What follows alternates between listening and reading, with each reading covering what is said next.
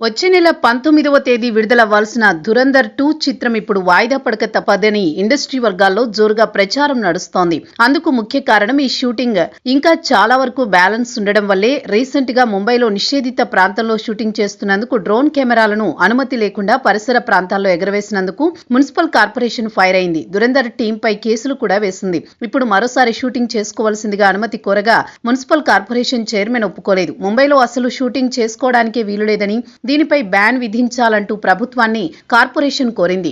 ఈ కారణం చేత షూటింగ్ పై తీవ్ర ప్రభావం పడనుంది. మూవీ టీం 2 రోజుల క్రితమే కార్పొరేషన్ కు అనుమతిని ఇవ్వాలంటూ అప్లికేషన్ పెట్టుకుంది. పని అయిపోతుందిలే అనుకుంటే కార్పొరేషన్ అనుమతి నిరాకరించడమే ఇందుకు కారణం. ఈ సినిమా షూటింగ్ పై శాశ్వత బ్యాన్ విధించాలంటూ ప్రభుత్వాన్ని రిక్వెస్ట్ చేసింది. ఇటీవల కాలంలోనే ముంబైలోని పలు వీధుల్లో ఈ సినిమాకు సంబంధించి షూటింగ్ జరిగిందని, మూవీ టీం షరతులు ఉల్లంఘిస్తూ క్రాకర్స్, మండే పదార్థాలను షూటింగ్ లో ఉపయోగించారని అధికారులు చెప్పుకొచ్చారు.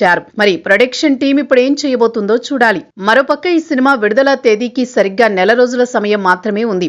షూటింగ్ ఎప్పుడు పూర్తవ్వాలి, post production work, editing work, recording work వంటివి ఎప్పుడు పూర్తవ్వాలి? ఈ సినిమా ప్రస్తుతం ఉన్న పరిస్థితుల్లో మార్చి 19న రావడం అసాధ్యం అంటున్నారు విశ్లేషకులు. గత ఏడాది డిసెంబర్ 4న విడుదలైన ధురంధర్ చిత్రం ప్రపంచవ్యాప్తంగా ఎలాంటి సెన్సేషన్ క్రియేట్ చేసిందో ప్రత్యేకించి చెప్పనవసరం లేదు. సినిమా అంటే ఇదిరా అని చిత్రాన్ని థియేటర్స్ లో చూసిన ప్రతి ఒక్కరూ ప్రశంసించారు.